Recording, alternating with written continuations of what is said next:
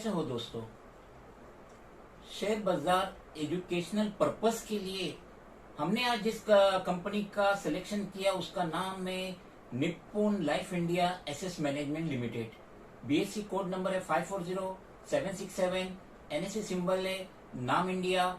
इसका आईपीओ आया था 25 अक्टूबर 2017, क्लोजिंग था 27 अक्टूबर 2017, लिस्टिंग था बॉम्बे और नेशनल स्टॉक एक्सचेंज में 6 नवंबर 2017, प्राइस बैंड था 242।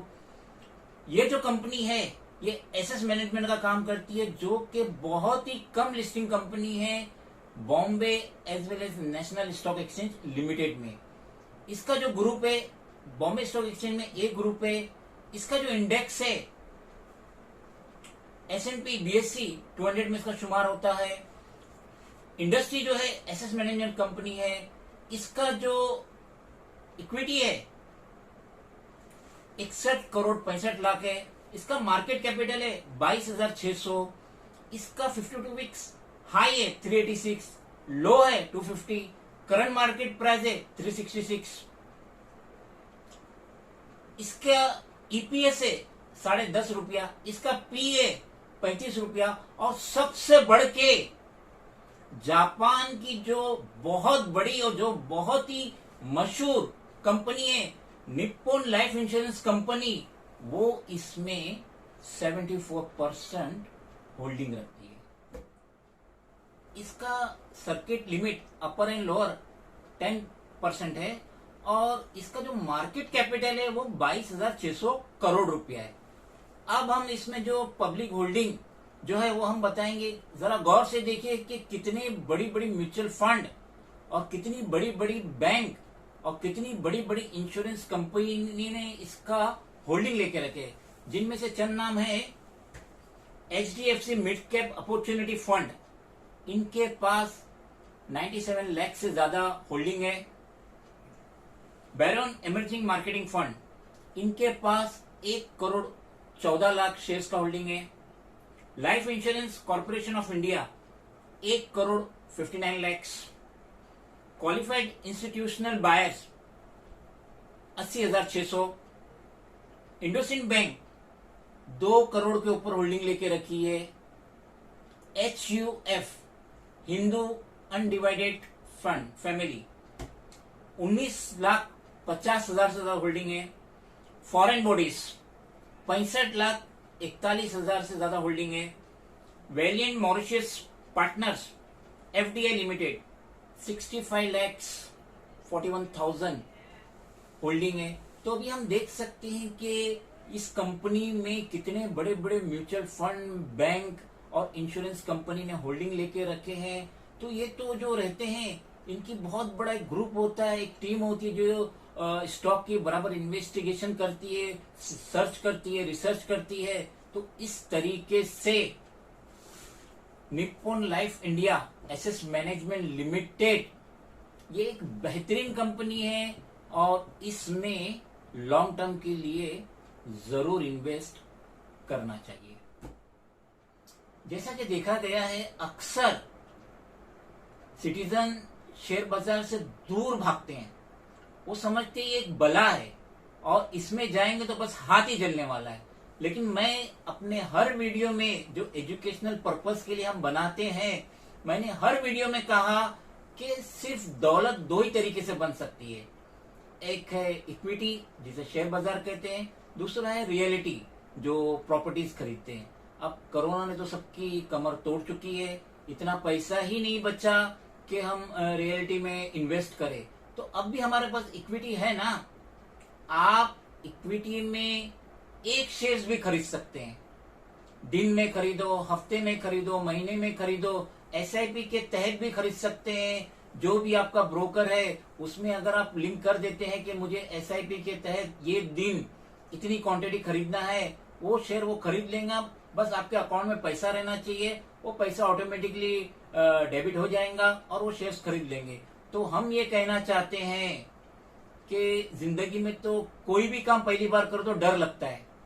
जब हम पहली बार स्कूल गए थे तो हमें डर लगा, जब हम पहली बार काम पे चढ़े तो हमें डर लगा, जब हम पहली बार बिजनेस चालू किए तो हमें डर लगा। तो इसी तरीके से जब ये मार्केट में आएंगे, शेयर बाजार में आएंगे, तो बिगिनिंग में डर लगता है, मगर डर के बाद ही जीत है। तो हम जो ये वीडियो बना रहे, एजुकेशनल पर्पस के लिए वीडियो बना रहे, हम हमारे व्यूवर्स से कहेंगे कि अगर आप अच्छी इक्विटी में, अच्छी स्क्रिप्ट में अगर आप पैसा लगाते तो कोई डरने की बात नहीं है। वो शेयर्स का रेट सेम नहीं रहता है, कभी ऊपर जाता है, कभी नीचे जाता है, उससे हमें हेजिटेशन होने की जरूरत नहीं है, क्योंकि हमने हमारा कैश दे के लिए, हमने ब्रोकर का क्रेडिट नहीं लिए, हमने हेज नहीं किए, हमने लोन नहीं लिए, तो मार्केट ऊपर जाए या नीचे जाए उससे कोई फर्क नहीं होता है।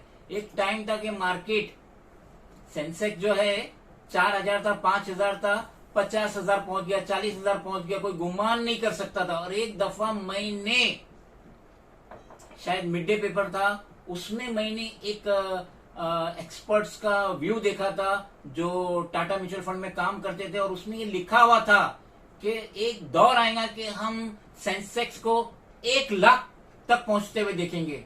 और उन्होंने ये भी लिखे थे कि मैं बहुत दूर की नहीं बात कर रहा हूं, ये हम हमारी जिंदगी में देखेंगे। तो हम इतना लंबा तो टर्म नहीं लेते हैं, इतना लंबा व्यू नहीं लेते हैं, लेकिन मैं मेरे व्यूवर्स से रिक्वेस्ट करूंगा कि आप जरूर इन्वेस्ट करो।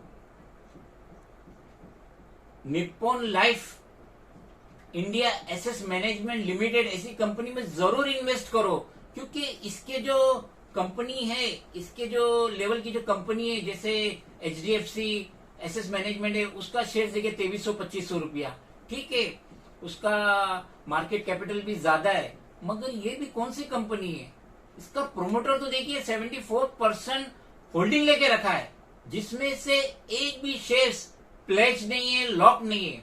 और ये जापान की बहुत बड़ी कंपनी है, निप्पॉन लाइफ इंश्योरेंस कंपनी।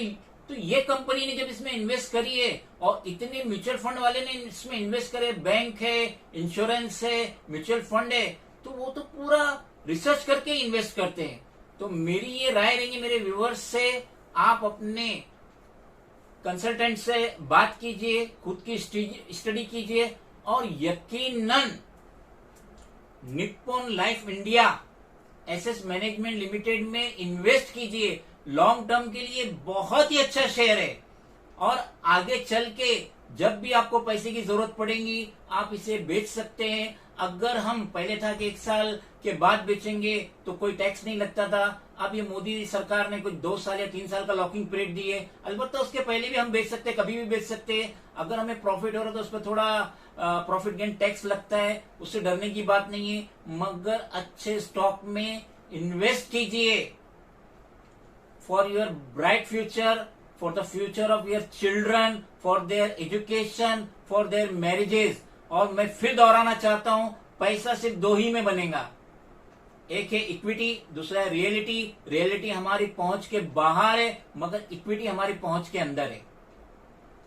366 का करंट मार्केट प्राइस है, हो सकता है लेते टाइम तक या तो वो 300 भी हो जाए या 400 भी हो जाए, डोंट वरी। आप इसमें थोड़ी थोड़ी मिकदार में इन्वेस्ट कीजिए, थोड़ा थोड़ा पैसा इन्वेस्ट कीजिए, और लॉन्ग टर्म में ये बहुत ही अच्छा रिटर्न देंगी, ऐसा मेरा व्यू है Nippon life India asset management के ऊपर। और जाते जाते मैं यही कहना चाहूंगा, तदबीर से बिगड़ी हुई तकदीर बना ले, तदबीर से बिगड़ी हुई तकदीर बना ले, अपने पे भरोसा है तो ये दाव लगा ले, दाव लगा।